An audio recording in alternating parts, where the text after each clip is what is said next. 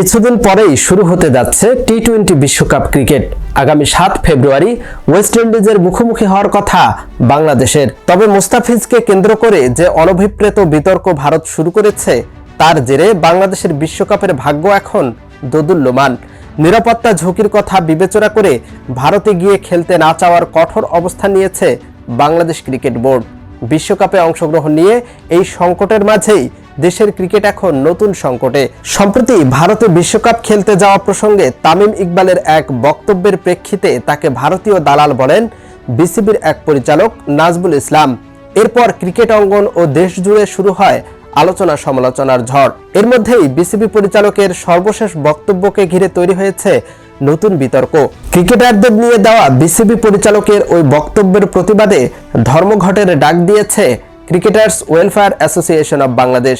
শুধু তাই নয়, বৃহস্পতিবার বেলা 1টায় বিপিএল ম্যাচের আগে তিনি পদত্যাগ না করলে সব ধরনের খেলা বন্ধ থাকবে বলে জানিয়েছেন ক্রিকেটারদের সংগঠন কোয়াবের সভাপতি মোহাম্মদ মিঠুন।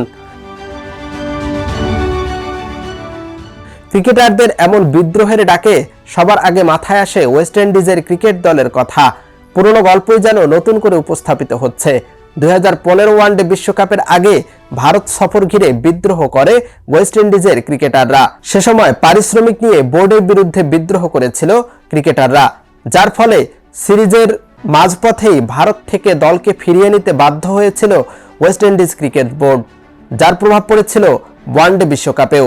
বেশ কয়েকজন সিনিয়র ক্রিকেটারকে ছাড়াই দল গঠন করতে হয়েছিল ক্যারিবীয়দের।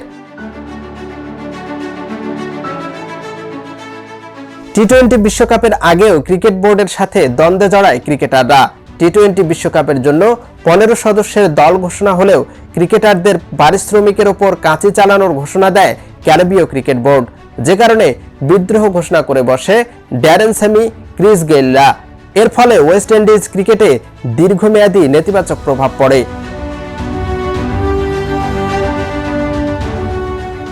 বাংলাদেশের ক্রিকেটে এমন সংকট আগেও এসেছে। এরই ধারাবাহিকতায় বাংলাদেশের ক্রিকেটে দেখা দিয়েছে নতুন সংকট। তবে দেশের ক্রিকেটে এমন সংকট আগেও এসেছিল। 2016 সালে ভারত সফরের প্রাক্কালে হুট করেই 11 দফা দাবিতে বাংলাদেশের ক্রিকেটারদের নজিরবিহীন ধর্মঘট নাড়িয়ে দেয় ক্রিকেট অঙ্গন। আকস্মিক ধর্মঘটে বিস্মিত হয় বিসিবি। অবশ্য ক্রিকেটারদের যৌক্তিক দাবিকে দেশের ক্রিকেটের বিরুদ্ধে ষড়যন্ত্র বলে দাবি করেছিলেন তৎকালীন বিসিবির সভাপতি নাজমুল হাসান পাপন। সে সময় ক্রিকেটারদের 11 দফা দাবি নিয়ে কঠোর অবস্থান নিয়েছিল বিসিবি। ধর্মঘটের ডাক দিয়ে ক্রিকেটাররা মুঠোফোন বন্ধ রেখেছে এমন দাবির পাশাপাশি ক্রিকেটাররা দেশের ক্রিকেটের বিরুদ্ধেই ষড়যন্ত্র করছে বলেও অভিযোগ তোলেন তৎকালীন বোর্ড সভাপতি পাপন। সে যাত্রায় অবশ্য মাঠে ফেরে ক্রিকেটাররা। 11টি দাবির মধ্যে 10টি দাবি মেনে নেয় ক্রিকেট বোর্ড। দিনভর নাটকীয়তার পর স্বস্তি ফেরে ক্রিকেট অঙ্গনে। 2026 সালে মুস্তাফিজকে আইপিএল থেকে বাদ দেওয়ার পর ভারতে টি-20 বিশ্বকাপ খেলতে যাওয়া নিয়ে টানাপোড়েন চলছে। শেষ পর্যন্ত বিশ্বকাপ খেলতে না গেলে ক্রিকেটারদের ক্ষতিপূরণ দেওয়া হবে কিনা এমন প্রশ্নের উত্তরে বিসিবির অর্থ কমিটির চেয়ারম্যান নাজমুল বলেন, ওরা গিয়ে যদি কিছুই না করতে পারে তাহলে ওদের পেছনে আমরা যে এত কোটি টাকা খরচ করছি, আমরা কি ওদের কাছ থেকে ওই টাকা ফেরত চাচ্ছি নাকি? এর আগে জাতীয় দলের সাবেক অধিনায়ক তামিম ইকবালকে ফেসবুক পোস্টে ভারতীয় দালাল লিখেও সমালোচনার মুখে পড়েন নাজমুল।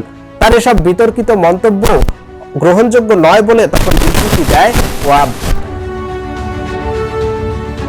বিসিবির অর্থ কমিটির চেয়ারম্যান নাজমুল ইসলামের বক্তব্যের পর দুপুরে সাংবাদিকদের সাথে এক জুম মিটিংয়ে মিঠুন বলেন, আপনারা সবাই জানেন শেষ কিছুদিন ধরে যা হচ্ছে, প্রথমে একজনের উপর, এরপর এখন সব ক্রিকেটারদেরকে নিয়ে যেভাবে কথা বলা হচ্ছে, যেসব শব্দ ব্যবহার করা হচ্ছে, এসব কখনোই গ্রহণযোগ্য নয়।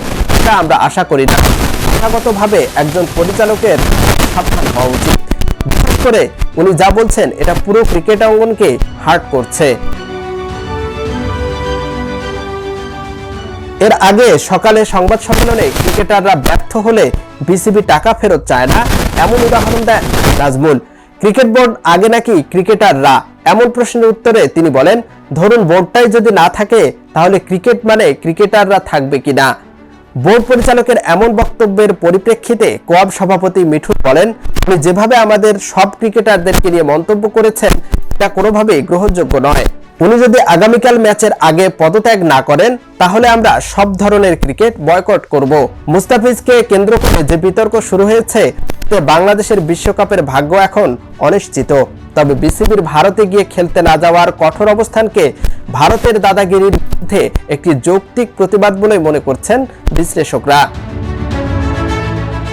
মর্যাদা আর ন্যায়ের লড়াইয়ে যখন আন্তঃমহাদেশীয় ক্রিকেট শক্তির সঙ্গে লড়ছে পুরো ক্রিকেট অঙ্গন, তখন নিজ দেশের ক্রিকেটারদের ধর্মঘটের ডাক দেশের ক্রিকেটের জন্য এক নতুন চ্যালেঞ্জ হয়ে দাঁড়িয়েছে। বিসিবির ওপর আইসিসির চাপ এবং ভারতের কট্টরপন্থীদের মোস্তাফিজ বিরোধিতা প্রমাণ করে যে ক্রিকেটের নিয়ন্ত্রণ এখন আর মাঠের আম্পায়ারদের হাতে নেই, আছে দিল্লির রাজনৈতিক করিডরে। হয়তো ক্রিকেট মোড়লদের মোড়লগিরি সফল, বাংলাদেশের ক্রিকেট আজ সংকটে। মাঝ বিপিএলে ক্রিকেটারদের সাথে বোর্ড কর্তাদের এই দ্বন্দ্বে দেশের ক্রিকেটের আকাশ মেঘাচ্ছন্ন। এখন দেখার বাকি, একদিকে ক্রিকেট মোড়লদের আধিপত্য, অন্যদিকে নিজ খেলোয়াড়দের ধর্মঘটের ডাক কিভাবে সামাল দেয় ক্রিকেট বোর্ড। ইউএফটি ফার্স্টের সাথে ট্রেড করুন যে কোনো জায়গা থেকে। ক্যাম্পাসে ক্লাসের ফাঁকে, ঢাকার জ্যামে বসে কিংবা ঘরে বসে, ট্রেডিং এখন হাতের মুঠোয়। তাই ট্রেড করুন যখন খুশি, যেখানে খুশি।